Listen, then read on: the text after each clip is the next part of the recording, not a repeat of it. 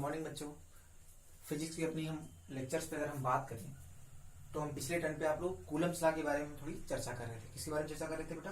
Coulomb's law के बारे में। ठीक है, तो इसके आगे हम थोड़ी बात करते हैं। तो पिछले टर्न पे हमने आपको सिखाया था कि बेसिकली जो दो चार्जेस के बीच लगने वाला जो इलेक्ट्रोस्टैटिक फोर्स होता है, क्या होता है बेटा? दो चार्जेस के बीच जो लगने वाला इलेक्ट्रोस्टैटिक फोर्स होता हो वो कैसे होते हैं बेटा? वो एक्स एंड रिएक्शन पेयर होते हैं। कैसे पेयर होते हैं बेटा? X and reaction pair. क्या ये बात हमने पहले सिखा दी थी आपको? हमने क्या आपको सिखाया था बेटा कि अगर दो चार्ज Q1 Q2 हो, दो चार्ज क्या हो बेटा? Q1 Q2 हो, तो इनके बीच जो लगने वाला फोर्स होता है वो कैसा पेयर होता है बेटा? Action reaction forces. कैसे फोर्स होते हैं बेटा? ये एक्शन रिएक्शन। क्लियर है बेटा? हमने आपको ये बताया था। ठीक है, क्यों? क्योंकि ये जो दोनों फोर्सेस हैं कितनी बॉडी पे लग रहे हैं? एक बॉडी पे लग रहे हैं, दो बॉडीज पे, दो बॉडी पे। एक फोर्स लग रहा है Q1 पे और एक लग रहा है Q2 पे। तो ये दोनों फोर्सेस दो अलग अलग बॉडी पे लग रहे हैं। नेचर इनका क्या है बेटा? सेम है। नेचर क्या है बेटा? सेम है। दूसरा, जो फोर्सेस हैं इनका मैग्नीट्यूड सेम है कि अलग अलग? सेम है। फोर्सेस का मैग्नीट्यूड बेटा क्या है? सेम है। और डायरेक्शन क्या है? एक दूसरे के अपोजिट है। फोर्सेस का मैग्नीट्यूड सेम है, डायरेक्शन अपोजिट। और ये फोर्सेस क्या एक ही लाइन के लॉन्ग लग रहे हैं? किसके लॉन्ग लग रहे हैं बेटा? एक ही लाइन के लॉन्ग। और ये सारी प्रॉपर्टी किसकी है बेटा? एक्शन रिएक्शन फोर्स की। किसकी प्रॉपर्टी है बेटा? Action reaction force. तो हमारे को यहाँ से मोस्ट इंपॉर्टेंट क्या बात पता चली बेटा कि दो चार्जेस के बीच जो लगने वाले इलेक्ट्रोस्टैटिक फोर्स होते हैं वो कैसे पेयर होते हैं बेटा? Action reaction pair. कैसे पेयर होते हैं बेटा? Action reaction pair.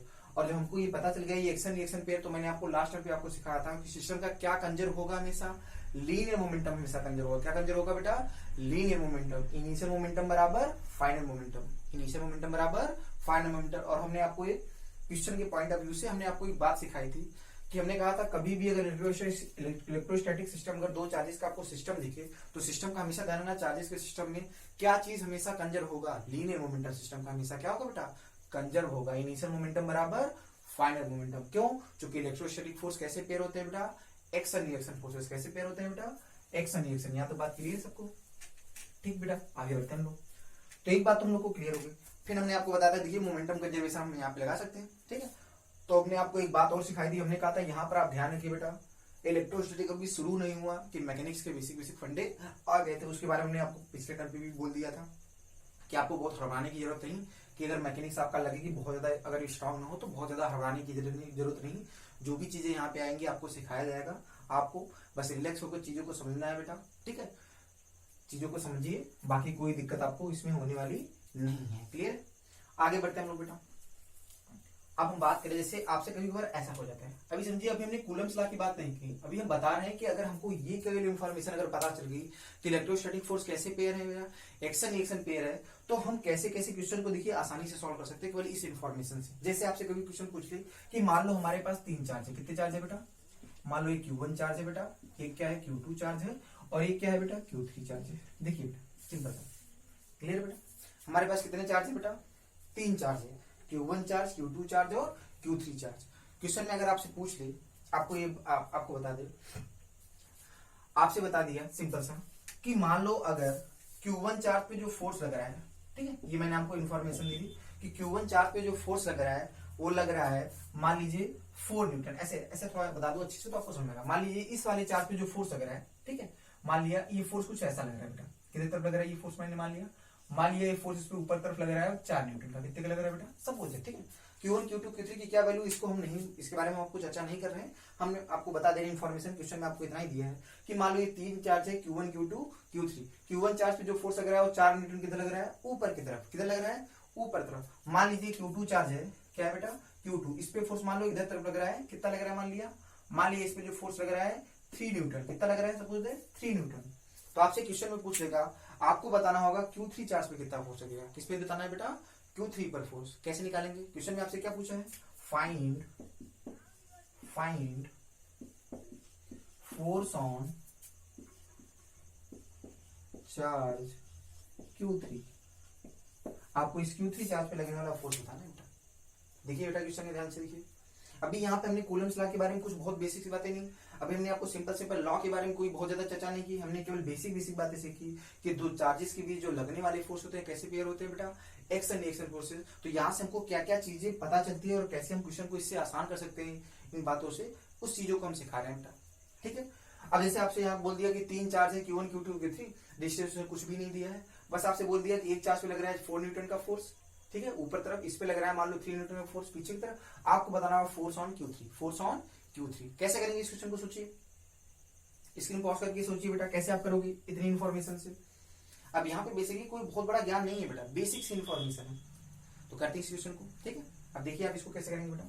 तो सिंपल तरीका है, देखो हमको एक इन्फॉर्मेशन पता है कि इलेक्ट्रोस्टैटिक फोर्स कैसे पेयर होते हैं बेटा, एक्शन रिएक्शन पेयर। कैसे पेयर होते हैं बेटा, एक्शन। क्योंकि इलेक्ट्रोस्टैटिक फोर्स अगर एक्शन रिएक्शन पेयर है तो सिस्टम पे क्या हमेशा जीरो होगा, क्या सिस्टम पे नेट फोर्स हमेशा जीरो होगा कि नहीं बेटा।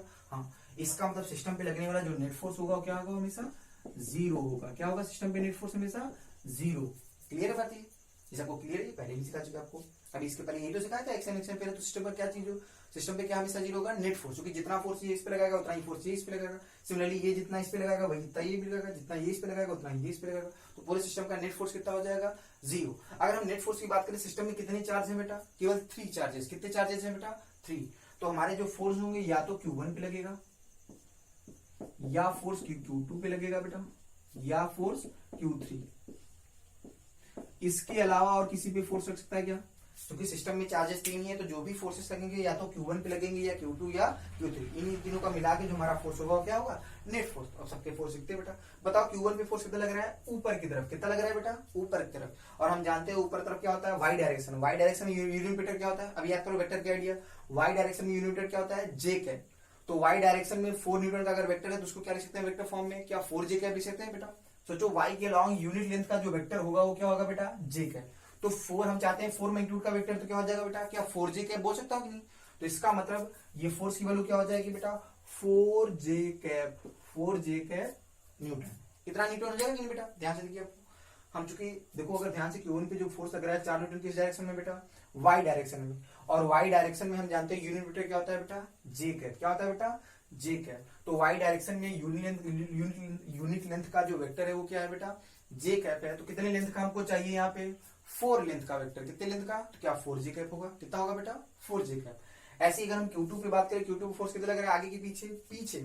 अब बताओ आगे फॉरवर्ड डायरेक्शन में अगर हम आगे की तरफ बात करें, हॉरिजॉन्टल डायरेक्शन में यूनिट वेक्टर क्या होता है बेटा, आगे की तरफ आई कैप। तो पीछे की तरफ क्या होगा बेटा, माइनस आई कैप। क्या होगा बेटा, माइनस आई कैप। मैग्नीट्यूड कितना है 3, तो क्या 3 से मल्टीप्लाई कर दें, तो कितना हो जाएगा बेटा, ये -3 आई कैप। अब बताओ हमको क्या निकालना है यहाँ पे, क्या Q3 वाले पे कितना फोर्स लगेगा, यही तो निकालना है। हमारा टारगेट क्या है बेटा, Q3 पे कितना फोर्स लगेगा। तो बताओ एक लाइन में यहां से आ जाएगा कि नहीं। तो देखिए आप सिंपल से एक लाइन में आ गया, फोर्स ऑन Q3 क्या आ गया बेटा। तो Q3 पे जो लगने वाला फोर्स होगा बेटा, सीधे एक लाइन में आ गया 3i cap minus 4j cap. देखिए फटाक से एक लाइन में आंसर, इतना न्यूटन आ गया बेटा। अब सोचो इस फोर्स का अगर मैग्नीट्यूड आपसे कोई लिखने के लिए बोल दे, तो इस फोर्स का मैग्नीट्यूड अगर आपसे बोले फोर्स ऑन Q3, इसका मैग्नीट्यूड बताओ, तो आपको पता है बेटा अंडर रूट में आई के कोएफिशिएंट का होल स्क्वायर प्लस जे के कोएफिशिएंट का होल स्क्वायर। तो वैल्यू कितना आएगी बेटा, 5 न्यूटन। तो इस फोर्स का मैग्नीट्यूड कितना है बेटा, 5 Newton.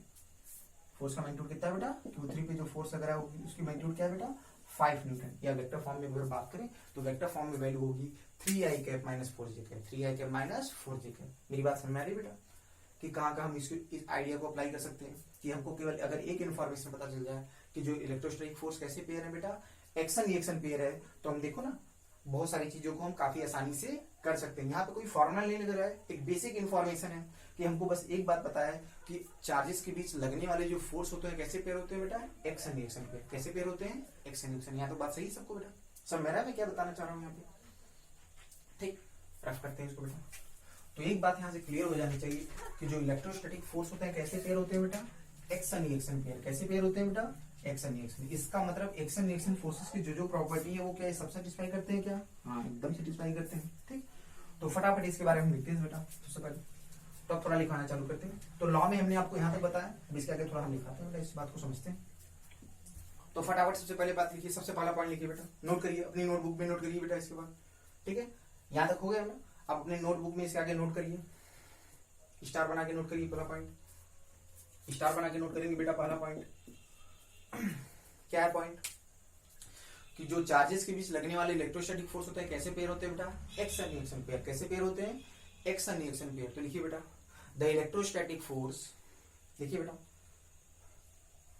The electrostatic force acting between charges, the electrostatic force acting between charges are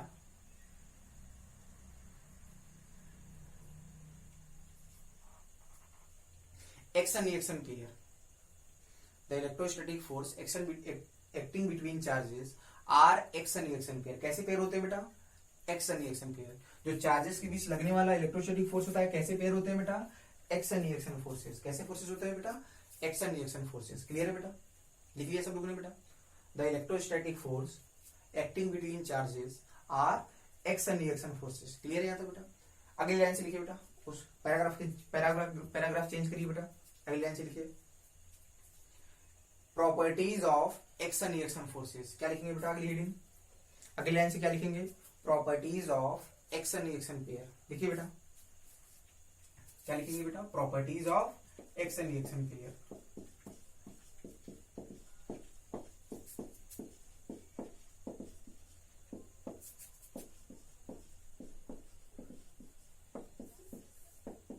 तो क्या क्या बातें हैं एक्शन रिएक्शन फोर्स की? क्या क्या प्रॉपर्टी है बेटा? फटाफट नोट करते हैं। पहली प्रॉपर्टी फटाफट लिखिए बेटा, एक्शन रिएक्शन फोर्स से बताओ एक ही बॉडी पे लगते हैं कि दो अलग अलग बॉडी पे? किस पे लगते हैं बेटा? ध्यान से देखो। अब इस बात को क्लियर करना हो तो आप एक डायग्राम से समझ लीजिए बेटा। अभी आपको हमने सिखाया था बेटा, अगर ध्यान से देखो तो डायग्राम से भी आप समझ सकते हैं इस चीजों को बेटा। ठीक है, प्रॉपर्टी लिखने पहले यहाँ पे एक कोने डायग्राम बना लो कहीं पे। ठीक है, इस बात को समझो बेटा। मैं तो थोड़ा ऊपर डायग्राम बना देना बेटा, थोड़ा समझाने के लिए आप लोग को। ठीक, जैसे यहाँ पे ये चार्ज क्या है बेटा? Q1 है। ठीक है, ये आपका Q2 है। तो यहाँ पे हम समझ लेते हैं इस बात को फटाफट। चलिए बताइए बेटा, क्या क्या प्रॉपर्टी है एक्शन? ये है फोर्स वगैरह इलेक्ट्रोस्टैटिक, ये एक्शन पे है ना। और एक प्रॉपर्टी हम लोग पहले से भी 11 से ही पढ़े हैं। ठीक है, तो सबसे पहली प्रॉपर्टी एक्शन फोर्स की क्या है बेटा? एक्शन रिएक्शन फोर्सेस की पहली प्रॉपर्टी क्या है बेटा? एक्शन रिएक्शन जो फोर्सेस होते हैं वो एक बॉडी पे लगते हैं कि दो अलग अलग बॉडी पे? दो अलग अलग बॉडी पे लगते हैं, एक ही बॉडी पे नहीं लगते। तो पहली प्रॉपर्टी क्या लिखिए बेटा? पहला पॉइंट लिखिए बेटा, एक्शन रिएक्शन फोर्सेस। पहला पॉइंट लिखेंगे बेटा, प्रॉपर्टीज में पहला पॉइंट लिखेंगे, action reaction forces acts on two different object. Action reaction forces acts on two different object. Action reaction forces acts on two different object and they have same nature. And they have same nature. पहला point clear है बेटा? Action reaction force से दो अलग अलग object रखते हैं, उनका नेचर भी क्या होता है बेटा? सेम होता है। क्लियर है बेटा? सेकंड पॉइंट पे आ जाते हैं बेटा। सेकंड पॉइंट लिखिए बेटा, सेकंड पॉइंट लिखिए प्रॉपर्टी में। सेकंड प्रॉपर्टी लिखिए बेटा, the magnitude of, property number second लिखिए बेटा, the magnitude of action reaction forces. लिखिए बेटा, the magnitude of action reaction forces are same. The magnitude of action reaction forces, the magnitude of action reaction forces are same but have opposite direction. But have opposite direction. Clear है बेटा? The magnitude of action reaction forces are same but है opposite direction. Clear है यहाँ तक बेटा? सही, आगे बढ़े। ठीक, आगे बढ़ते हैं। थर्ड प्रॉपर्टी किसी बात करते हैं बेटा, सेकंड प्रॉपर्टी हो गई, सॉरी। अब थर्ड प्रॉपर्टी लीजिए, वाइंड अप होता है। थर्ड प्रॉपर्टी लीजिए, फर्स्ट थर्ड प्रॉपर्टी में लिखिए। ठीक है, बात करते हैं। ठीक है, तो फर्स्ट प्रॉपर्टी हो गई, सेकंड प्रॉपर्टी हो गई, अब थर्ड प्रॉपर्टी किसी बात करते हैं बेटा? थर्ड प्रॉपर्टी लिखिए बेटा, जो एक्शन रिएक्शन फोर्सेस होते हैं क्या करते हैं बेटा? क्या एक ही लाइन के लॉन्ग एक्ट करते हैं कि नहीं बेटा? तो थर्ड प्रॉपर्टी में लिखिए बेटा, action reaction forces. Third property आप नोट कॉपी में लिखिए बेटा, action reaction forces acts along the same line. Third point पे क्या लिखेंगे बेटा? थर्ड प्रॉपर्टी में action reaction forces acts along the same line. Clear है यहाँ तक बेटा सबको? तो ये सारी प्रॉपर्टी थी एक्शन रिएक्शन फोर्सेस की। क्योंकि हमारे जो इलेक्ट्रोस्टैटिक फोर्स है कैसे पेयर है बेटा? एक्शन रिएक्शन पेयर है, तो इसके अंदर ये किसको सेटिस्फाई करेंगे? एक्शन रिएक्शन फोर्सेस की प्रॉपर्टी को सेटिस्फाई करेंगे। इसका मतलब सिस्टम पे हमेशा क्या जीरो होगा बेटा?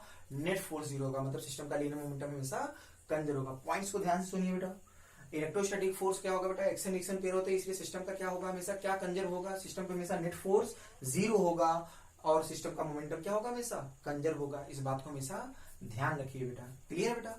इस बात को हमेशा ध्यान रखना है। क्लियर? हटाते हैं इसको, थोड़ी बात और समझते हैं बेटा। अब समझते हैं आगे बेटा। ठीक है, बाकी लॉ तो एकदम, इसका जो लॉ है काफी आसान है, आप समझ जाओगे। ग्रेविटेशन लॉ से काफी मैच खाता है बेटा। ठीक है, अब समझते हैं। ये Q1 Q2 है, ये Q1 Q2 है, सही है? अच्छा, क्लियर है? अब एक्चुअली हुआ क्या बेटा, थोड़ी बातें समझाते हैं आपको इसको। अब मान लो ये दो चार्जेस हैं, मान लीजिए इनकी बीच की दूरी क्या है बेटा r है। अब समझते हैं कि लॉ में, अब थोड़ा लॉ में आते हैं बेटा। ठीक, अभी तो हमने नेचर देख लिया फोर्सेस का नेचर कैसे पे है बेटा, electrostatic force action reaction force. बेटा आराम आराम से हम चीजों को बता रहे हैं, बहुत ज्यादा आपको हड़बड़ाने की जरूरत नहीं, बहुत शॉर्टकट नहीं लेना है, चीजों को आराम से समझिए। ठीक है, वास्तव में क्या क्या कहानी कह रही है बेटा, क्या क्या इसका एप्लीकेशन, चूंकि बेसिक्स ही बहुत सारी चीजें आ जाती हैं, आप बेसिक्स पे फोकस नहीं करोगे, हमेशा शॉर्टकट रास्ते ढूंढोगे तो काफी दिक्कत होगी बेटा। ठीक है, तो आराम से समझते हैं हम लोग। तो मान लो दो चार्जेस Q1 Q2 है, इनकी बीच की दूरी क्या है बेटा r है। क्या है बेटा r है। तो ध्यान से बताओ ये वाला इस पे किधर फोर्स लगाएगा बेटा, इलेक्ट्रोस्टैटिक फोर्स क्या इधर तरफ लगेगा कि नहीं बेटा, एकदम। और ये वाला बीच पे किधर फोर्स लगाएगा, रिपल्सन का, एकदम। क्या दोनों चार्जेस एक दूसरे को रिपेल कर रहे हैं कि नहीं बेटा, क्या दोनों फोर्सेस का मैग्नीट्यूड बराबर होता है कि नहीं। देखो इस पे Fe लग रहा है तो इस पे भी Fe, सेम सेम। बात क्लियर है यहाँ तक कोई दिक्कत नहीं। अब बताओ हमने क्या चार्ज की अगर आप प्रॉपर्टी पढ़े होंगे तो आपकी चार्ज को प्रॉपर्टी में आपको बताया गया होगा कि बिना मास के चार्ज नहीं रह सकता है। अगर चार्ज किसी बॉडी पे है तो पक्का है, चार्ज है तो इलेक्ट्रॉन है, इलेक्ट्रॉन है तो मास है। इसका मतलब क्या इन चार्जेस इन पे मास भी है क्या, हाँ मास भी है। तो इसका मतलब ये तो इलेक्ट्रोस्टैटिक फोर्स है जो रिपल्सन कर रहा है, साथ साथ इन पे क्या लग रहा है बेटा, क्या ग्रेविटेशन फोर्स भी लग रहा है क्या, इधर तरफ अटैक कर रहे हैं ना बेटा। ये दोनों चार्जेस क्या है बेटा, ये दोनों पे मास है कि नहीं बेटा, तो इनके बीच क्या लगेगा, ग्रेविटेशन फोर्स भी लग रहा है कि नहीं बेटा। ध्यान देखो, तो वास्तव में अगर हम दो चार्जेस रखते हैं तो उनके बीच कितने तरह के फोर्स रखते हैं, दो फोर्सेस रखते हैं। एक तो लगता है उसमें जो इलेक्ट्रोस्टैटिक फोर्स होता है, और साथ ही साथ जो कि चार्ज है तो मास भी बॉडी में है, तो साथ साथ कौन सा फोर्स और लगता है, ग्रेविटेशन फोर्स। कौन सा फोर्स लगता है बेटा, ये जी है बेटा। क्या है बेटा, ये जी, हम बात करें जी, ठीक, ग्रेविटेशन फोर्स। ठीक है, तो दो तरह के फोर्स लगे, इलेक्ट्रोस्टैटिक फोर्स और ग्रेविटेशन फोर्स। इसी बात को मैं बता दूं, अब ग्रेविटेशनल फोर्स में देखो हम किसकी बात यहाँ पे कर रहे हैं, केवल हम बात कर रहे हैं इलेक्ट्रोस्टैटिक फोर्स। किसकी बात कर रहे हैं बेटा, इलेक्ट्रोस्टैटिक फोर्स। अगर हम इलेक्ट्रोस्टैटिक फोर्स की बात कर रहे हैं तो ग्रेविटेशनल फोर्स की वैल्यू क्या बहुत कम होनी चाहिए बेटा, लगभग क्या बोले, क्या इसके रिस्पेक्ट में निग्लेजिबल होना चाहिए बेटा, इसके रिस्पेक्ट में क्या होना चाहिए, निग्लेजिबल होना चाहिए। और इसके रिस्पेक्ट में जो ग्रेविटेशनल फोर्स होगा इलेक्ट्रोस्टैटिक फोर्स के रिस्पेक्ट में निग्लेजिबल तब होगा जब हमारे चार्जेस क्या, जब ये मासेस हो गए इन चार्जेस की क्या बहुत ज्यादा की बहुत कम होंगे तभी निग्लेजिबल। जीरो कर नहीं सकते क्योंकि चार्जेस अगर जीरो हो जाएंगे, charges zero possible, sorry masses zero possible नहीं, क्योंकि मास कभी जीरो हो नहीं, क्योंकि मास अगर जीरो हो जाएगा तो चार्ज ही नहीं हो सकता बेटा, क्योंकि बिना मास के चार्ज नहीं रह सकता है, इसलिए मास जीरो हम कर नहीं सकते। लेकिन तब बात क्या होगी, अगर मुझे ग्रेविटेशन फोर्स के इफेक्ट को कम करना है, केवल इलेक्ट्रिक हम चाहते हैं सिस्टम में अगर इलेक्ट्रोस्टैटिक फोर्स ही रहे, तो हम क्या करेंगे बेटा, हम मासेस को इतना कम से कम रखें कि जो ग्रेविटेशनल फोर्स होगा वो इलेक्ट्रोस्टैटिक फोर्स के कंपेरिजन में बहुत छोटा है। इसीलिए आपने साथ लॉ में अगर देखा होगा कूलम्स लॉ में किसकी बात की जाती है, पॉइंट चार्ज। किसकी बात की जाती है, पॉइंट चार्ज। तो समझ लेते हैं पॉइंट चार्ज क्या होता है बेटा। इसीलिए आपको लॉ में देखोगे तो पॉइंट चार्ज की बात की जाती है। किसकी बात की जाती है, पॉइंट चार्ज। पॉइंट चार्ज क्या होता है बेटा, पॉइंट चार्ज कुछ नहीं, पॉइंट चार्ज बेसिकली ऐसे चार्जेस होते हैं जिनके बीच लगने वाला जो इलेक्ट्रोस्टैटिक फोर्स होता है, जिनके बीच लगने वाला इलेक्ट्रोस्टैटिक, पॉइंट चार्ज मतलब ऐसे चार्जेस, इनको हम देखो अभी आपने देखा होगा हर डायग्राम में जितने भी चार्जेस को हमने दिखाया हमने पॉइंट से दिखाया। कैसे दिखाया बेटा, पॉइंट चार्ज। तो ये कौन से चार्जेस हैं, पॉइंट चार्जेस। कैसे चार्जेस हैं, पॉइंट चार्जेस हम ऐसे चार्जेस को बोलते हैं जिनके बीच लगने वाला जो इलेक्ट्रोस्टैटिक फोर्स होता है, जिनके बीच लगने वाला जो इलेक्ट्रोस्टैटिक फोर्स होता है वो ग्रेविटेशनल फोर्स से बहुत ज्यादा हो। ऐसे चार्जेस जिनके बीच लगने वाला क्या हो बेटा, इलेक्ट्रोस्टैटिक फोर्स ग्रेविटेशन फोर्स से बहुत ज्यादा हो, इस तरह के चार्जेस को हम क्या बोलते हैं बेटा, इस तरह के चार्जेस को हम बोलते हैं पॉइंट चार्ज। क्या बोलते हैं बेटा, पॉइंट चार्ज। क्लियर है बेटा। तो ऐसे चार्जेस जिनके बीच लगने वाला जो इलेक्ट्रोस्टैटिक फोर्स हो ग्रेविटेशनल फोर्स से बहुत ज्यादा हो, ऐसे चार्जेस को हम क्या बोलते हैं बेटा, पॉइंट चार्ज। क्लियर है बात, ये कैसे चार्ज है, पॉइंट चार्ज। तो ये बातें हमने देखी एकदम। इसीलिए आपने लॉ अगर देखोगे लॉ में किसकी चर्चा होती है, पॉइंट चार्ज। किसकी चर्चा होती है, पॉइंट चार्ज। क्लियर है बेटा। अच्छा चार्जेस अगर प्लस है वो माइनस पे होंगे, तो अगर एक प्लस का हुआ एक माइनस का हुआ तो क्या होगा, अट्रैक्ट करेगा रिपेल। क्या करेंगे बेटा, अट्रैक्ट रिपेल। क्या अट्रैक्ट करेंगे नहीं बेटा, एकदम क्या सेम फोर्स से अट्रैक्ट करेंगे, सेम फोर्स से क्या करेंगे बेटा, दोनों अट्रैक्ट करेंगे। यहाँ तक बात क्लियर है बेटा। अब सीधे लॉ पर आते हैं। ठीक है, बातें अभी नहीं करते, जो बातें हम लोग को बेसिक सीखनी थी, जो हमारे काम का था, क्वेश्चन जिनसे बनते हैं उनको हमने सीख लिया। अब सीधे लॉ पर आते हैं। ठीक है, तो लॉ हम लिखते हैं बेटा। सही है, ये सारी बात समझ में आ रही है बेटा, इन सबको नोट कर लो, पॉइंट से थोड़ी बातें क्लियर करेंगे बेटा। ठीक, तो लॉ पे आते हैं। अच्छा लॉ पे इन्होंने किया क्या था, कुछ नहीं, सिंपल सा इन्होंने पहले चार्जेस जो थे बेटा, चार्जेस की बीच की दूरी को बढ़ाया तो देखा फोर्स घट गया, उसको इफेक्ट एक्सीलरेशन से ऑब्जर्व किया। कैसे ऑब्जर्व किया, एक्सीलरेशन देखा कि जो एक्सीलरेशन था पहले से ज्यादा है, कम आया, जैसे ही आर बढ़ाया तो एक्सीलरेशन देखा कम हो गया, तो समझ गए फोर्सेस घट गए। तो वही बात, और जब इन चार्जेस के मैग्नीट्यूड को बढ़ाते हैं तो फोर्स इनके बीच का देखा क्या, बढ़ गया। क्या कर गया, बढ़ गया। तो वही से लॉ दे दिया गया कि दो चार्जेस के बीच जो लगने वाले इलेक्ट्रोस्टैटिक फोर्स, ये सेम लॉ वैसे ही है बेटा जैसे आपने ग्रेविटेशन लॉ पढ़ा होगा। याद है बेटा gravitation law, the gravitational force acting between 2 point masses is directly proportional to product of the two masses and inversely proportional to square of the distance between the two masses। जैसा कि आपने gravitation law में आपने पढ़ा होगा कि दो point masses के बीच लगने वाला जो ग्रेविटेशनल फोर्स होता है वो मासेस के प्रोडक्ट के डायरेक्टली प्रोपोर्शनल होता है और उनके बीच के डिस्टेंस के स्क्वायर के इनवर्सली प्रोपोर्शनल होता है। कुछ उसी तरह का लॉ यहाँ भी कूलम्स लॉ है। कुछ उसी तरह का लॉ क्या है हमारे यहाँ? कूलम्स लॉ है। यहाँ तक सही है बेटा? तो कूलम्स लॉ का स्टेटमेंट क्या कहता है बेटा? कूलम्स लॉ का सिंपल स्टेटमेंट क्या कहता है कि दो पॉइंट चार्जेस, कैसे चार्जेस बेटा?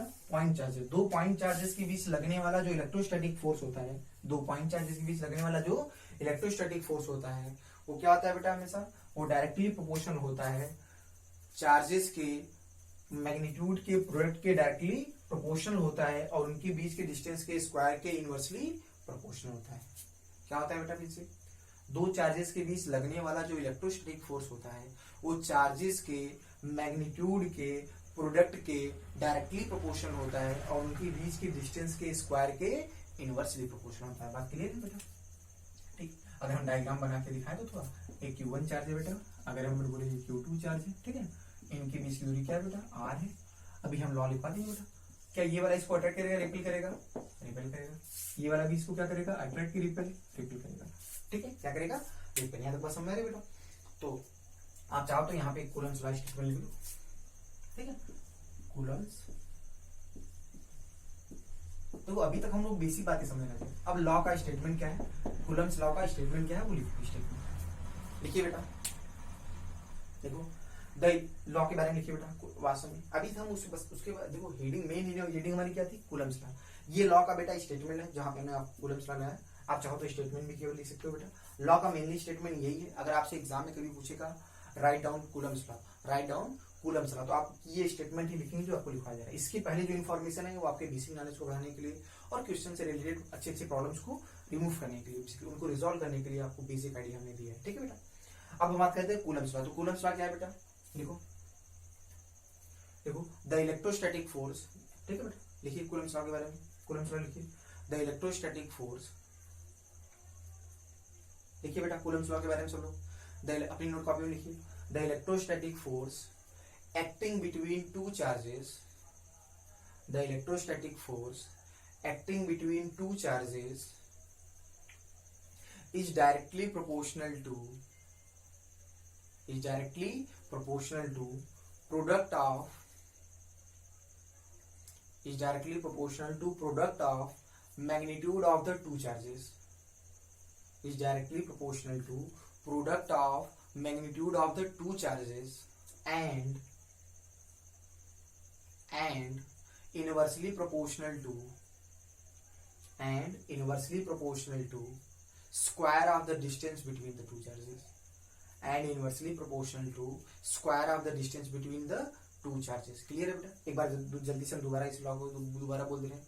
The electrostatic force acting between two point charges is directly proportional to product of the magnitude of the two charges and inversely proportional to square of the distance between the two charges, and inversely proportional to square of the distance between the two charges।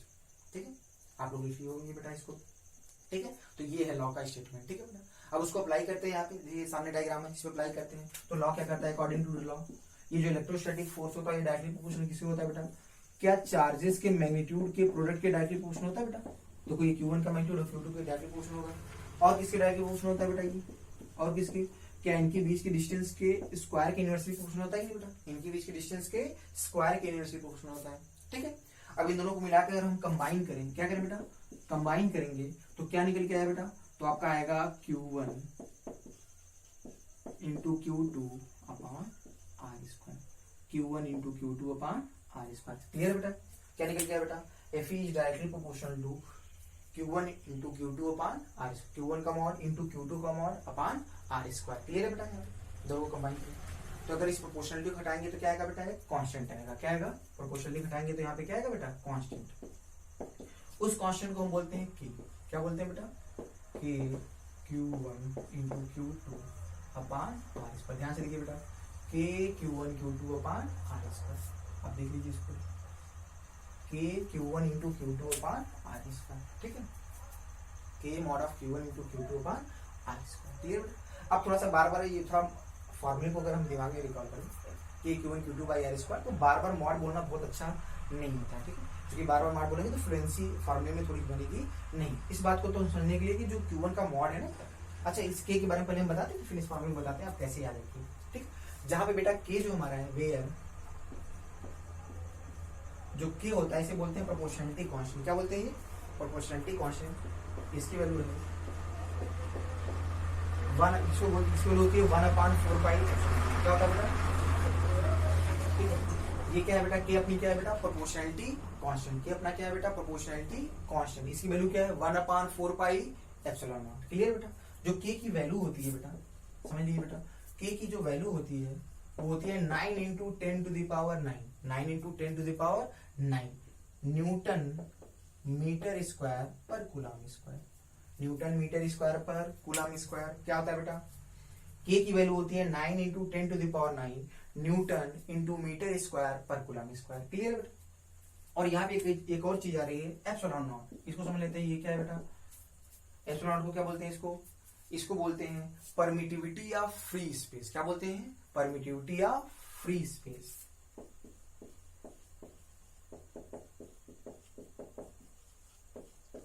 Permittivity of free space, ठीक है। जो epsilon not होता है इसे हम क्या बोलते हैं बेटा? Permittivity of free space. Basically ये बताता है कि जो फ्री स्पेस मतलब वैक्यूम, ठीक है, वहां पर कितना इलेक्ट्रिक नेचर है। बेसिकली आप सिंपल समझिए, ठीक है। अब इसके बारे में हम लोग बहुत सारी चर्चा करेंगे, किसी भी वीडियो में कितनी इलेक्ट्रिक प्रॉपर्टी है इसके बारे में इंफॉर्मेशन आपका ये है, ठीक है। एप्सिलॉन नॉट लेते हैं तो अभी आप बहुत ज्यादा आपको इधर उधर सोचने की जरूरत नहीं, आप सिंपल समझिए एप्सिलॉन नॉट क्या होता है बेटा? Permittivity of free space. Permittivity of free space, ठीक है। इसकी जो वैल्यू होती है बेटा, एप्सिलॉन नॉट की जो वैल्यू होती है वो कितनी होती है बेटा? 8.85 into 10 to the power -12। 8.85 into 10 to the power -12 coulomb square per newton metre square. क्या होता है बेटा? 8.85 into 10 to the power -12 coulomb square per newton metre square. Coulomb square per newton metre square. यहाँ तक सारी बातें नोट कर लीजिए बेटा आराम से, स्क्रीन पॉज करके आप इसको नोट कर लीजिए, ठीक। तो यहाँ तक सारी बातें हम लोग को समझ में आ गई कि क्या क्या चीजें हैं साइंस में, ठीक है। मिटाए इसको, ठीक, इसको मिटाते हैं। हमने लॉ का स्टेटमेंट लिख दिया, यहाँ से हमारे को फॉर्मूला भी निकल के आ गया, वो भी हमने समझ लिया, ठीक है, क्लियर, ठीक। अच्छा इसको पढ़ते हैं बेटा एप्सिलॉन नॉट। क्या पढ़ते हैं इसको? एप्सिलॉन नॉट, ठीक। हटाएं इसको।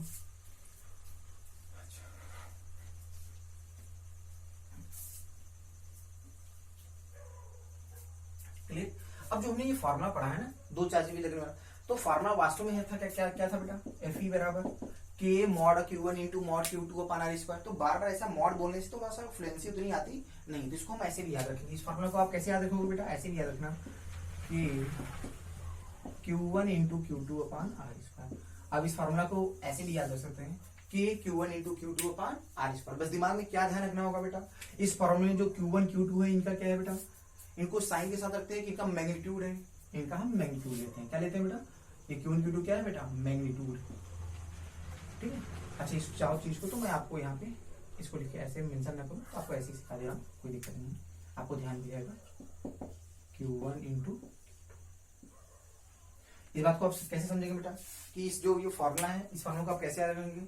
एफ ई बराबर K Q1 Q2 upon R square. F E बराबर K Q1 Q2 by R square. इस फार्मूला को आपको याद रखना होगा तो आप ऐसे याद रखेंगे के Q1 Q2 by R square. दिमाग में क्या बात ध्यान रखनी इस फार्मूला को कि जो के होता है इसकी वैल्यू क्या होती है? ये 1/4 पाई एप्सिलॉन नॉट होता है, इसकी वैल्यू होती है 9 इंटू 10 पावर।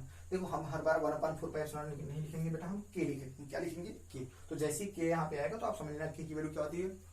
के होता है 1/4 पाई एप्सिलॉन नॉट, इसकी वैल्यू होती है 9 into 10 to the power 9 newton metre square पर कूलम स्क्वायर, ठीक है। आपको बहुत ज्यादा घबराने की जरूरत नहीं। और चार्जेस को किसके साथ रखते हैं बेटा? साइन के साथ की मैग्नीट्यूड। चार्जेस का हम क्या रखते हैं बेटा? मैग्नीट्यूड रखते हैं। क्या रखते हैं बेटा? मैग्नीट्यूड।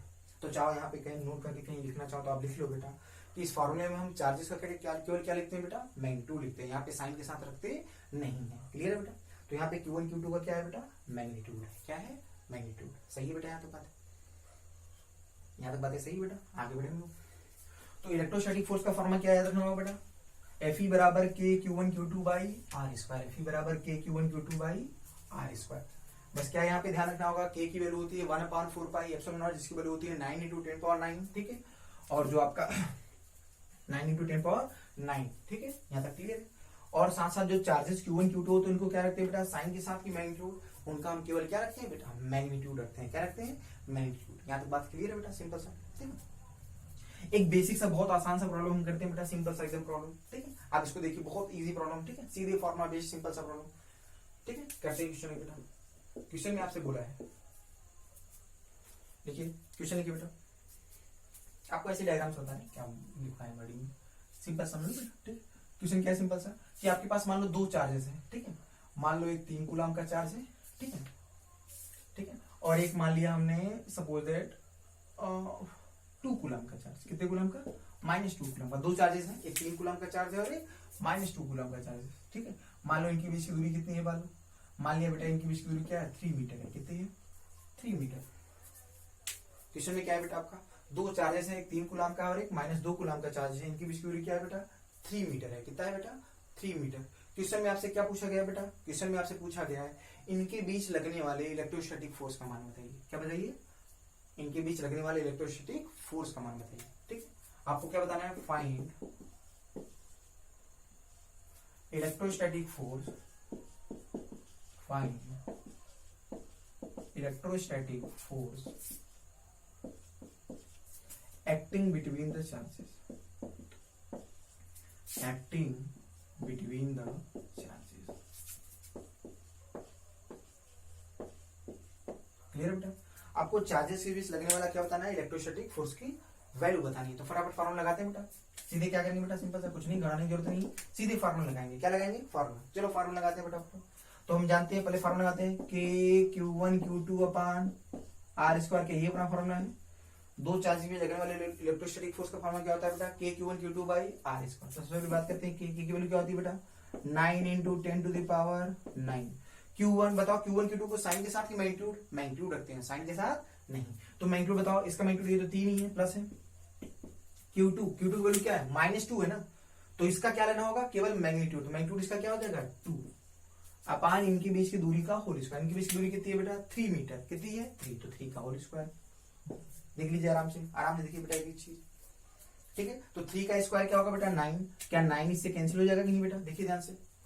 तो क्या आएगा बेटा, 3 2 जा 6, कितना आ जाएगा, तो वैल्यू आ गई 6 × 10⁹। क्या इतना न्यूटन फोर्स है। देखिए सिंपल सा इक्वेशन ले लिया डेटा में।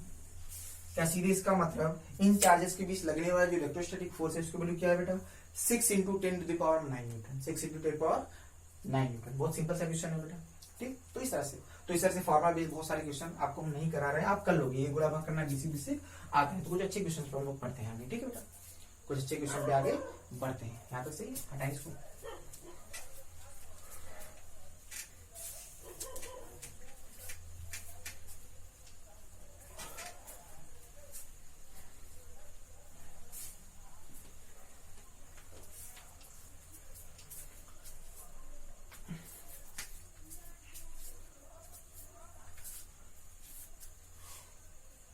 ठीक है, आगे बढ़ते हैं बेटा। सबसे पहला एक सिंपल सा क्वेश्चन करते हैं बेटा, अगला हम क्वेश्चन करते हैं बेटा, ठीक है। अब ऐसे बेसिक क्वेश्चन नहीं, थोड़ा अच्छे क्वेश्चन करते हैं। क्वेश्चन क्या है, क्वेश्चन लिखिए बेटा आप लोग। क्वेश्चन है, ठीक है, अच्छा क्वेश्चन है थोड़ा सा, ठीक है। ये क्वेश्चन पहले भी जेईई मेंस में आ चुका है बेटा, काफी आसान, ठीक है। अच्छा क्वेश्चन है बेटा। अगर आपके पास एससी भी होगा तो उसमें दिया भी है, ठीक है। थोड़ा डेटा में थोड़ा सा चेंज कर रहा हूँ, बस बहुत ज्यादा नहीं, ठीक। क्वेश्चन क्या है, find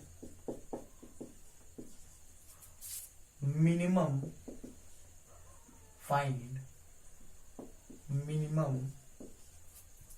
electrostatic force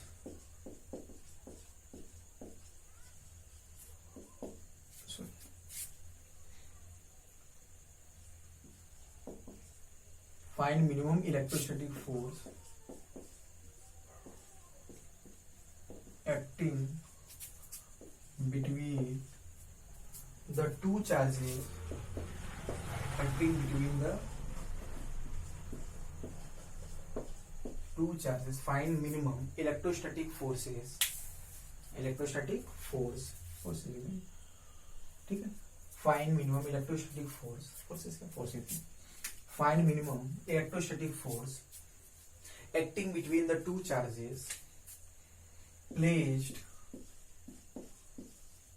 at a distance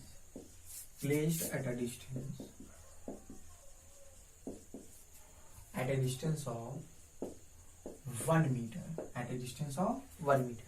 ठीक है, ठीक है। आप स्क्रीन पॉज करिए, क्वेश्चन नोट करिए बेटा, स्क्रीन पॉज करके इस क्वेश्चन को ट्राई करिए, इस क्वेश्चन को ट्राई करिए। ठीक है, ट्राई करिए, उसके बाद आप सोल्यूशन देखिए इसका, उसके बाद आप इसका सोल्यूशन देखिए कि आप कहां तक पहुंच पा रहे हैं। ठीक है, ध्यान समझिए बेटा। भाई चार्जेस दिया हमने, मान लिया चार्जेस क्या है बेटा, Q1 Q2। अब चूंकि यही तो निकालना है कि वास्तव में चार्जेस की वैल्यू क्या होंगी, कि मतलब वास्तव में मिनिमम फोर्स हमको निकालना है, क्या निकालना है, लेकिन चार्जेस के बीच की दूरी कितना दिया है बेटा, 1 मीटर कितना दिया है। तो फोर्स का फॉर्मूला हमको आता है, अभी हमने पढ़ा है, Fe बराबर क्या होता है बेटा, K Q1 into Q2 upon R square, K Q1 into Q2 upon R square. दो चार्जेस के बीच लगने वाले इलेक्ट्रोस्टैटिक फोर्स का फॉर्मूला क्या होता है बेटा, K Q1 into Q2 upon R square, K Q1 into Q2 upon R square. यहाँ तक सही है बेटा, ध्यान से देखिए आप लोग सब, K Q1 into Q2 upon R square. चलो K तो अपना K ही है, Q1 की वैल्यू क्या है, ये तो Q1 ही है अपना, ये तो पता है ही नहीं बेटा, अपान आर पता है मुझे, तो आर का स्क्वायर। तो क्या वैल्यू आया बेटा, K Q1 इंटू Q2, क्या फोर्स वैल्यू आ गई, K Q1 इंटू Q2। बताओ क्या ये मिनिमम फोर्स है क्या, नहीं, ये तो जनरल फोर्स है। ध्यान से अगर आप देखिए बेटा, तो ये मिनिमम फोर्स है कि जनरल फोर्स है, ये तो जनरल फोर्स है।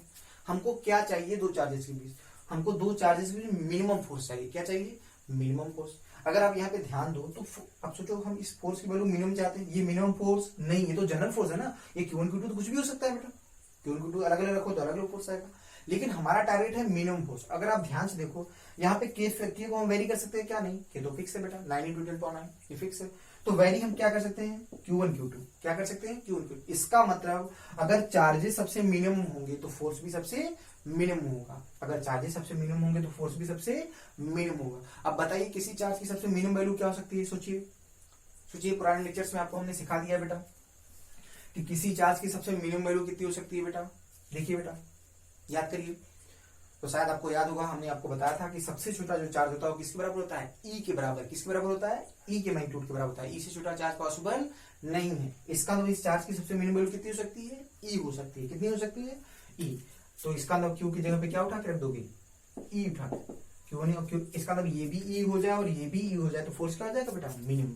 इसका मतलब जो मिनिमम इलेक्ट्रोस्टैटिक फोर्स आएगा इसकी वैल्यू कितनी हो जाएगी बेटा, इसकी वैल्यू हो जाएगी के ई इंटू ई, क्या, के ई स्क्वायर। देख लीजिए बेटा, this is the answer, this is the answer. देखिए बेटा, ठीक है, एक बेसिक सा डाउट था, ठीक है। तो हमेशा ना जो भी लेक्चर्स में आपको सिखाया जाए उनको बेटा ध्यान से सुनिए, ठीक है। ज्यादातर सवालों के जवाब आपके उसी में काफी मोस्टली जितने भी आपके सोल्यूशन होते हैं सबके जवाब आपके इन्हीं में, थ्योरी में छुपे होते हैं। इसलिए उनको ध्यान से, चीजों को आप ध्यान से सुनिए बेटा, सारे उसी से रिलेटेड होते हैं, ठीक है। अब कुछ आपके बेसिक थोड़ा सा एक्स्ट्रा दिमाग भी लगता है बेटा, याद है, सही बेटा। इसका मतलब दो चार्जेस के बीच लगने वाला जो मिनिमम फोर्स होगा जब वो 1 मीटर की दूरी पर, वो कितना होगा बेटा, के स्क्वायर। बात समझ में आ रही बेटा, क्लियर है। अगले क्वेश्चन बात है बेटा, अब हम थोड़ा क्वेश्चन की प्रैक्टिस करेंगे बेटा। एक दो लेक्चर केवल हम लोग, 1 से 2 लेक्चर हम लोग का क्या होगा बेटा, केवल क्वेश्चन ही क्वेश्चन चलेंगे, 2 से 3 खूब क्वेश्चन हम लोग प्रैक्टिस करेंगे, खूब तरह की वैरायटी करेंगे, हर टाइप की करेंगे बेटा, ठीक है। आप देखते जाइए, हर चीजों को समझते रहिए बेटा। जहां पे लगे अगर कोई भी डाउट हो रहा है बेटा, दोबारा आप रिवाइंड करके वीडियो को देखिए बेटा। फिर भी लगे अगर आपके डाउट सॉल्व नहीं होते हैं तो आपको जो हमने व्हाट्सएप नंबर दिया है बेटा, ठीक है, हमारा नंबर जो आपके पास है व्हाट्सएप का, ठीक है, उस पर आप हमको क्या करिए, इन्फॉर्म करिए बेटा, ठीक है ना। व्हाट्सएप नंबर पे हमारे इन्फॉर्म करिए बेटा आप हमको। तो हम डाउट्स जो आपके डाउट्स हैं वो कलेक्ट करके एक दिन हम 10 सारे डाउट्स की क्लासेस हमसे ले लेंगे बेटा। डाउट्स की क्लासेस हम लेके आपको जो भी आपके डाउट होंगे उनको रिजॉल्व कर देंगे। और अगर हम बताएं बेटा तो ध्यान से, अगर एक बार नहीं आप ध्यान से अगर लेक्चर्स को अगर ध्यान से देखेंगे बेटा तो आपको ज्यादातर डाउट कम ही बचेगा, ठीक है बेटा।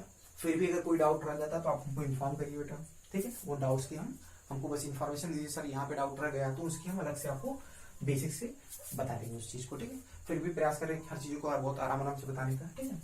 डाउट कम से कम होगा अगर आप चीजों को ध्यान से समझेंगे, क्लियर, यहाँ तक सही है बेटा। अगले क्वेश्चन पे आते हैं बेटा।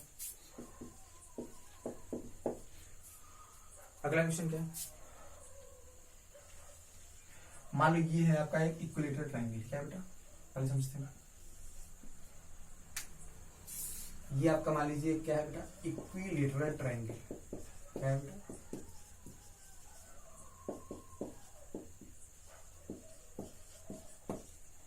समझिए बेटा, ये आपका क्या है बेटा, इक्विलेटरल ट्रायंगल। इक्विलेटरल ट्रायंगल है, ठीक है बेटा। मान लो इस पे चार्ज कितना रखा है, क्यू, इस पे भी चार्ज क्यू, इस पे भी चार्ज क्या है बेटा, Q.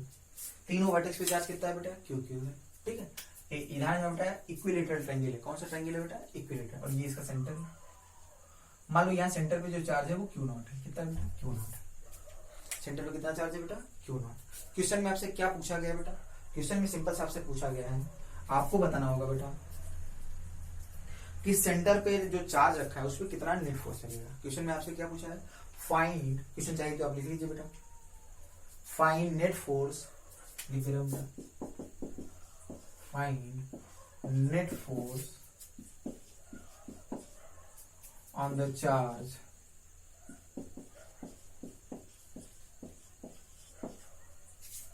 Q naught placed at the center, placed at the center।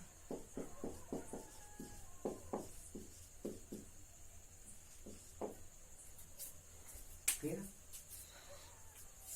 तो आपको क्या बताना है बेटा कि जो सेंटर पे चार्ज Q नॉट है इस पर आपको क्या बताना है, नेट फोर्स। क्या बताना है, नेट फोर्स। क्लियर बेटा। देखिए क्वेश्चन को, अगर आपको लग रहा है आप ट्राई कर सकते, आप ट्राई करिए एक बार, मेरे ख्याल से आप एक बार ट्राई करिए, स्क्रीन को पॉज करके इसको ट्राई करिए, फिर सोल्यूशन आप देखिए तो कैसे होगा, देखिए बेटा आप उसको। क्लियर, ठीक है। बाकी आप ट्राई करके उसके बाद आप दोबारा वीडियो को देखिए, ठीक है, कंटिन्यू करिए। तो करने का सिंपल तरीका क्या होगा बेटा, ध्यान से बताओ, क्या ये वाला चार्ज इस पे फोर्स लगाएगा कि नहीं बेटा, एकदम। क्या तीनों इस पे फोर्स लगाएंगे, ये वाला चार्ज भी इस पे फोर्स लगाएगा, ये वाला भी चार्ज इस पे फोर्स लगाएगा और ये वाला भी चार्ज इस पे। तो जो अगर ये सेंटर पे रखा गया है ये चार्ज, तो हर चार्ज से इसकी दूरी सेम होगी कि अलग अलग होगी बेटा, हर चार्ज से इसकी दूरी क्या होगी बेटा, सेम होगी कि अलग अलग होगी। ध्यान से देखिए बेटा, हर चार्ज से इसकी दूरी क्या होगी बेटा, सेम होगी, क्योंकि सेंटर से हर वर्टेक्स की दूरी क्या होगी यहाँ पे, बराबर होगी। तो सोचो अगर ये वाला चार्ज इसमें फोर्स किधर लगाएगा बेटा, ये प्लस और ये भी प्लस, तो अट्रैक्ट करेगा, रिपेल, रिपेल करेगा बेटा। क्या करेगा बेटा, रिपेल करेगा। तो इस फोर्स को हमने बोल दिखाई है ऐसे, इस फोर्स को हमने दिया एफ। क्या नाम दिया बेटा, एफ। सोचो अगर ये वाला चार्ज इस पे कितना फोर्स लगा रहा है, एफ। क्या लगा रहा है बेटा, एफ। अच्छा, इस आर की वैल्यू क्या वो हम निकालेंगे, वो बात करें। अच्छा, यहाँ पे लिख लेना कि इक्विलेटरल ट्रायंगल की जो साइड है वो कितनी है बेटा, ये मेंशन कर देना बेटा, बात ये मिस रह गई थी बेटा। आप पहले इन्फॉर्म कर लेना कि इक्विलेटरल ट्रायंगल की साइड क्या है, वैसे इससे कोई खास फर्क नहीं पड़ेगा, ठीक है बेटा। अच्छा, तो ये वाला इस पे जो फोर्स लगा रहा है वो कितना है, एफ। क्या है बेटा, एफ।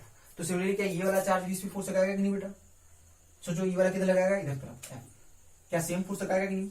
अच्छा, क्यों बेटा सेम फोर्स लगाएगा, सोचो बेटा सेम फोर्स इसलिए लगाएगा कि चार्जेस के मैग्नीट्यूड भी सेम सेम है जो इसके थे, और दूरी भी सेम है। तो चार्जेस भी सेम और दूरी भी सेम है, तो जितना फोर्स ये इस पे लगाएगा उतना ही फोर्स ये इस पे लगाएगा।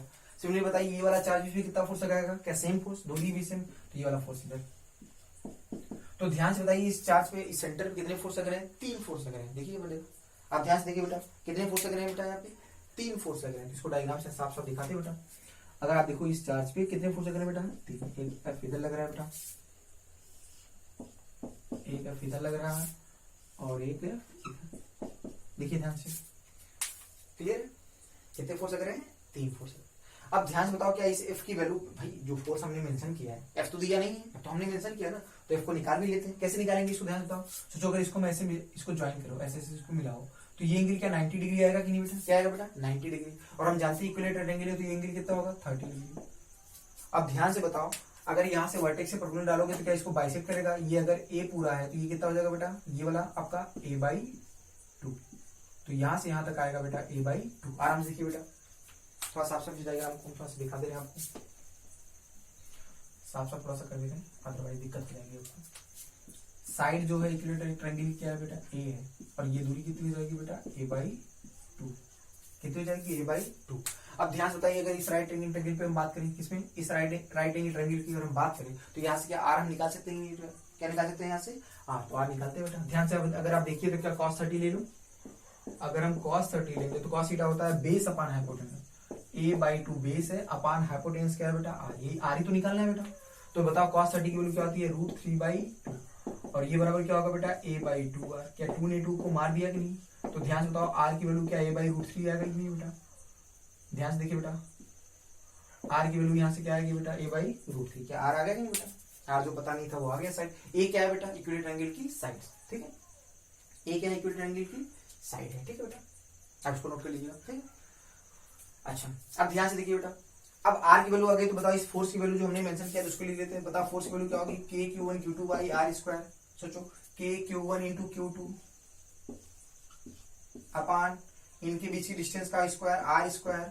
बताओ आर की value A by root three उठा के रखो बेटा, तो क्या आएगा K Q Q naught upon A by root three का स्क्वायर। तो ए स्क्वायर रूट थ्री का स्क्वायर क्या 3 हो जाएगा, वो 3 अपना ऊपर चल जाएगा बेटा। ध्यान से देखिए बेटा, आर की वैल्यू जब ए बाई रूट थ्री रखोगे, ए बाई रूट थ्री का स्क्वायर, तो A square by root three का स्क्वायर क्या होगा 3, तो 3 अपना ऊपर चल जाएगा बेटा। तो एफ की वैल्यू कितनी आ गई बेटा, एफ की वैल्यू होगी 3k क्यू। देखिए बेटा 3k क्यू नॉट अपान ए square, 3k Q naught upon ए स्क्वायर। ध्यान देखिए बेटा ये ए है, 3k क्यू नॉट अपान ए स्क्वायर। यहाँ तो बात समझ में आई।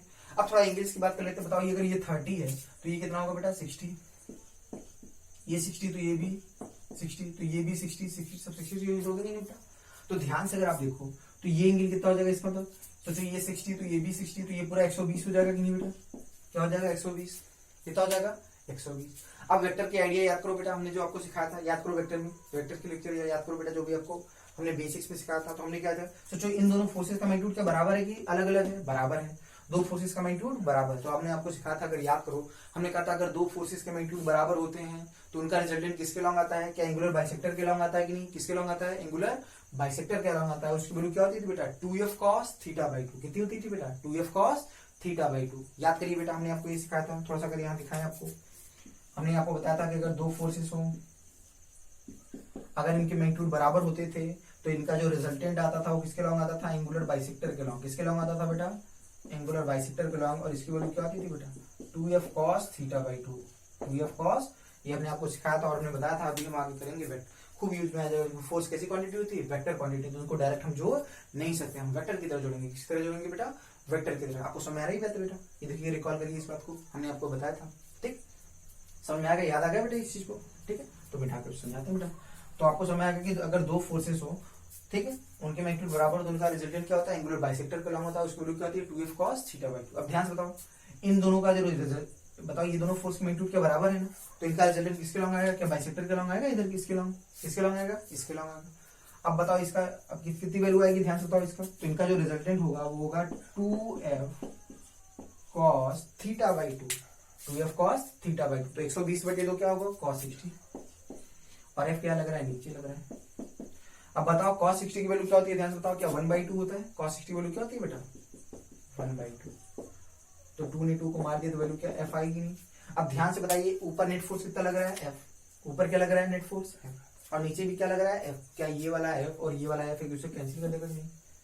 इसका तो नेट फोर्स क्या आ जाएगा बेटा आंसर, फाइनली अगर बोलोगे तो नेट फोर्स क्या आ जाएगा 0, क्या आएगा बेटा निश्चित आंसर, यही हमारा आंसर है।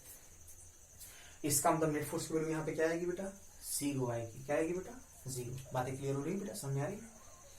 इसका मतलब जो यहाँ पे सेंटर पे जो चार्ज होगा क्यू नॉट, उस पर नेट फोर्स क्या होगा 0 हो जाएगा, क्या होगा 0। बात समझ आ रही, देख लीजिए बेटा, देख लीजिए कहाँ पे आपसे कमी रह गई थी, या अगर हो गया तो बहुत अच्छी बात है बेटा।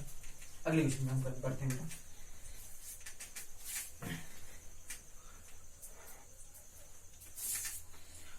बेसिकली हम आपको बता रहे हैं कि चीजों को आप देखिए, आप कैसे करना है आपको ध्यान से, कि स्टेप भी आपके कम से कम जितने कम आप आसानी से स्टेप्स, बहुत ज्यादा हौच-पौच न हो, स्टेप जितने आसानी से कम होंगे बेटा, गलतियां भी उतनी कम होंगी बेटा। तो प्रयास करो कि ज्यादा से ज्यादा चीजें बहुत लेंदी ना हो बेटा, कैलकुलेशन बहुत लेंदी न करिए, उससे गलतियां बहुत ज्यादा होने के चांस होते हैं, ठीक है। इसलिए कैलकुलेशन एकदम आप बहुत ज्यादा लेंदी न करिए, एकदम बेसिक से चलिए जैसे आप चलते हैं बेटा, सिंपल सा, ठीक है। अगला क्वेश्चन हम करते हैं और क्वेश्चन क्या है, इक्विलेटरल ट्रायंगल है बेटा।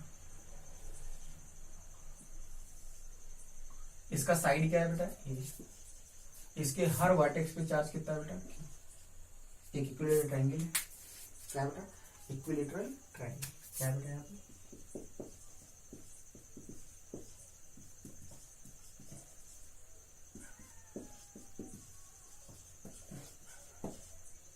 एक इक्विलेटरल ट्रायंगल है बेटा, ठीक है। साइड क्या है बेटा इसका ए है, ठीक है, साइड क्या है बेटा ए है। और हर वर्टेक्स पे चार्ज कितना है, क्यू है। ये वर्टेक्स ए बोला, ये वर्टेक्स बी बोला और ये वर्टेक्स सी बोला। ये आपके तीनों वर्टेक्स है ए बी सी और हर वर्टेक्स पे चार्ज क्या है बेटा, क्यू।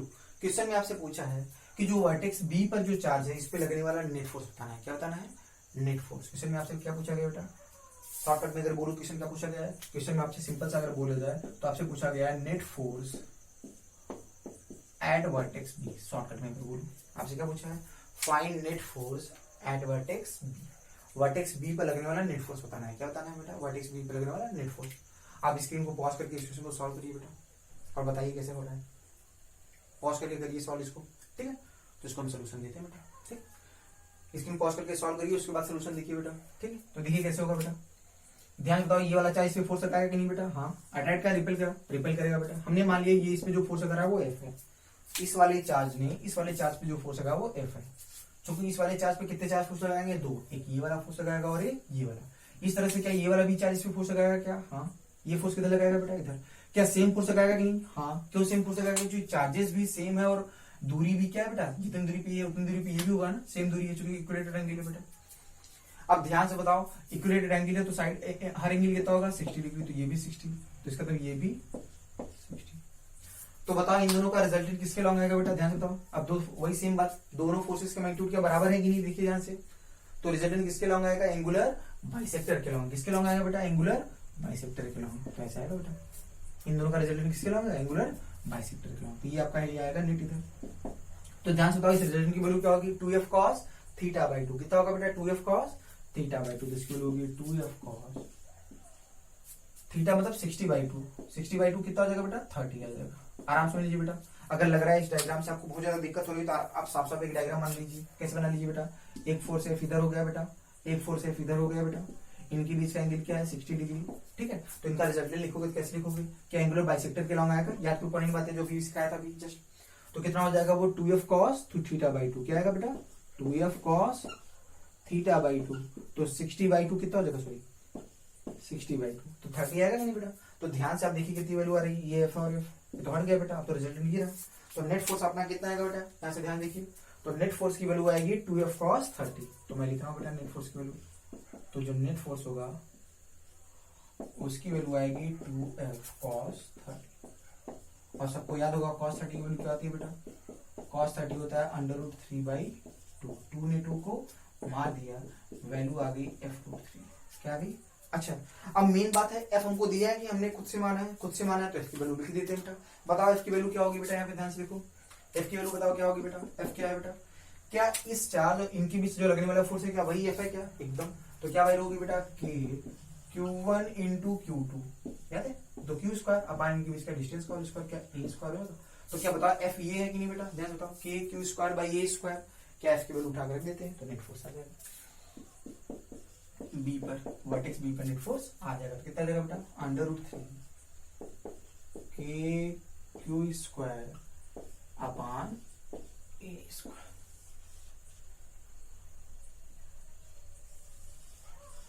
ठीक है बेटा, √3 k Q square upon a square. समझ में आ रहा है बेटा यहाँ तक, ठीक।